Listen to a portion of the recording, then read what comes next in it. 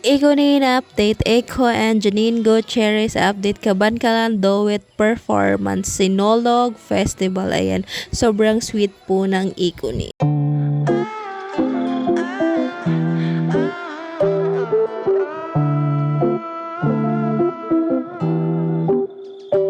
Alright, so guys, welcome back po muli sa aking YouTube channel. So for today's video update guys, for today's video update na talaga to guys, diba dapat gabi sila magpe-perform. So inumaga na po ang Ikunin guys.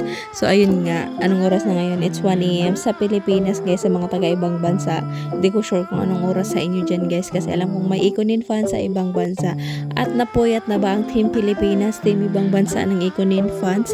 Yes po, inumaga na po ang Ikunin habang nagpe-perform guys. So ito po ang kanilang duet performance para sa Sinolog Festival sa Kabankalan, sorry po guys, inaantok na talaga ako.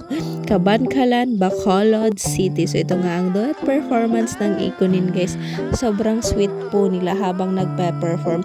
And guys, may individual performances po si Echo and si Janine. Two songs po yung kinanta ni Miss Janine Gutierrez, yung Jopay and yung Kahit Ayaw Mo Na by this band. Si Echo naman, di ko lang sure kung ilan yung kinanta na Echo guys, kasi pawala-wala yung internet dito sa amin guys. Pero kumanta siya ng Umuwi Ka Na Baby. Anong title nun? Anong title ng kanta na yun? So basta alam nyo yun kung ano yung title ng kanta na yun, pero hindi Umuwi Ka Na Baby yung title nun. So hindi mo na kailangang pauwiin be, nasa tabi mo na, charing lang humugot. So ayun nga ang duet performance ng Ikunin guys. So ayun lang guys, hope you guys like, share, comment and subscribe. Good morning sa lahat ng Ikunin, sa mga inumaga, sa mga matutulog pa lang kasi nga napuyat sa kaganapan ng Ikunin.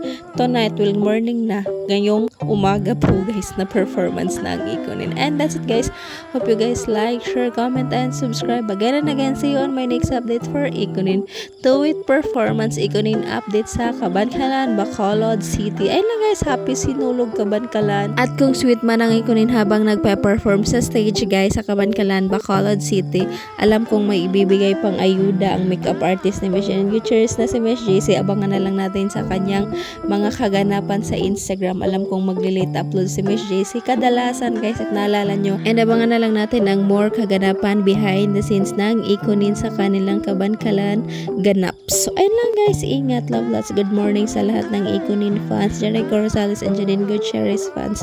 Good night, patulog pa lang ni.